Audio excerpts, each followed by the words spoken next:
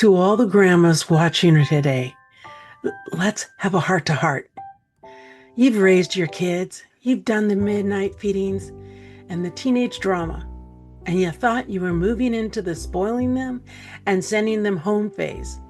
But then you look at your grandkids and they're all growing up in a world it seems louder and more confusing. And maybe, if we're being honest, it's a lot darker than the one we had to grow up in. You might feel like your hands are tied because you aren't the primary parent. But let me tell you something. You aren't on the sidelines. You are the secret weapon. You are standing in the grandmother's gap. And that's exactly where victory is won. In 2 Timothy 1:5, Paul talks about a young leader named Timothy. But he doesn't start with Timothy's talent. No, he says he's reminded of the sincere faith that lived first in his grandmother, Lois. You see, Lois didn't have faith for herself.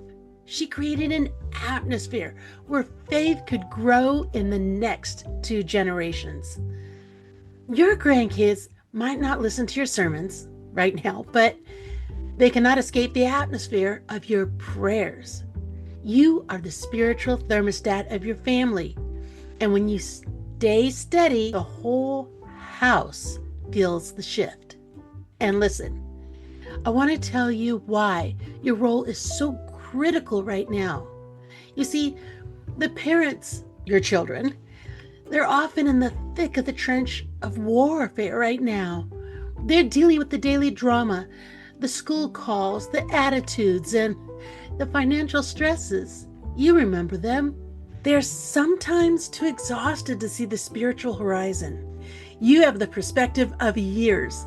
You aren't just a spectator, you're an anchor. While the parents are managing the moment, you are legislating for the destiny. You have a back channel to heaven that is paved with years of faithfulness. You can say things in prayer that the parents are just too tired to whisper. You are the bridge between the heritage of the past and the hope for the future. You are standing in the gap, holding the line when everyone else is too weary. So, how do we stand in the gap?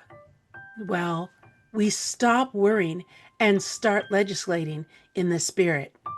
Here is the grandmother's battle plan. The Lois legacy is pray that the sincere faith in you becomes contagious. Say, Lord, let the peace that they see in my house make them hungry for God of my house. The hedge of protection, Psalms 91. Your grandkids are facing things you never have had to face before. Pray for a canopy of protection over their minds.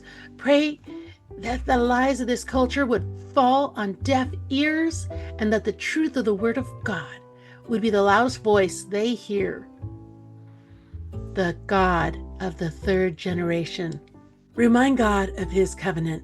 Lord, you are the God of Abraham, Isaac, and Jacob. You are a multi-generational God. I claim my grandkids for your kingdom, not because I'm perfect, but because you are faithful to your promise to 1,000 generations. And listen, because I know it can feel overwhelming to pray for an entire generation, I want to give you a tool to help you. Stay focused. I put together a grandmother's prayer strategy sheet. It's got these specific scriptures and a few legacy prompts to help you pray for each of your grandkids by name. It's free. Just click on the link in the description, drop in your email, and let's start filling that gap with the Word of God. And listen, if you're sitting there right now and you could feel the Spirit stirring, if you realize for the first time that your prayers are the anchor this family needs, then I want you to do 2 things. First, hit that subscribe button. We're building a frontline community who refuses to give up on the next generation. And I want you at the table every single week. Second, I want you to think of one other grandmother, just one, someone who is worried sick about their grandkids and feels like she has no power. Share this video with her right now. Let's remind her she's not on the sidelines. She's the secret weapon. And let's get this hope moving. Grandma, don't you dare think your prayers don't matter, because you're just the grandmother. You are the pillar. You are the one who knows how to touch heaven when the world is shaking. Keep your heart soft toward those babies and keep your spirit fierce toward the enemy. You're standing in the gap. And the gap is where God shows up the best. And remember, because he lives, it does change everything.